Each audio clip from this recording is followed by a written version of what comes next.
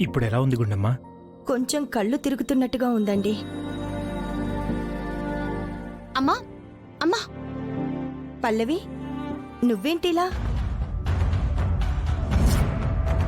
నీకిలా జరిగిందని నేనే ఫోన్ చేసి రమ్మన్నాను. ఎందుకండి చిన్న చిన్న విషయాలన్నీ తనకి చెప్పడం? తను కంగారు పడుతుంది కదా. అదేంటమ్మా, నాకు చెప్పకుండా ఇంకెవరికి చెప్తారు? నేనే కదా మిమ్మల్ని చూసుకోవాల్సింది. నువ్వు నా అమ్మవి కదా.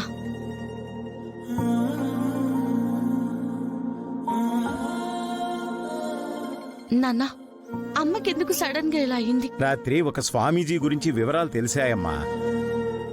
చిన్నప్పుడు దూరమైన కూతుర్ని ఎవరెత్తుకెళ్లారు, ఎక్కడుందో తెలుసుకునే అవకాశం కోసం స్వామీజీని కలవాలని రాత్రి అనుకున్నాం. తెల్లారి లేచి బయలుదేరుతున్నాం. ఇక వెళ్దాం అనుకునే టైంకి వైష్ణవి కాఫీ తాగి వెళ్ళండి అంటే సరే అని ఆగాం. అంతవరకు బాగానే ఉంది. కాఫీ తాగిన తర్వాత సడన్ గా కళ్ళు తిరగడం, వామిటింగ్ సెన్సేషన్ రావడం, తూలొచ్చేసింది ఒంట్లో.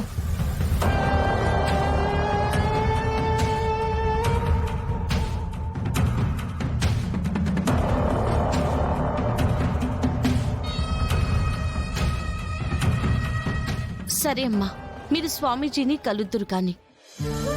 అవసరమైతే మీతో పాటు నేను కూడా వస్తాను.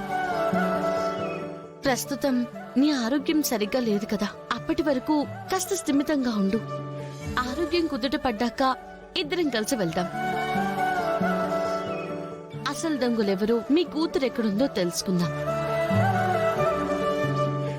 సరే, ఇప్పుడు మీరు రెస్ట్ తీసుకుంటండి.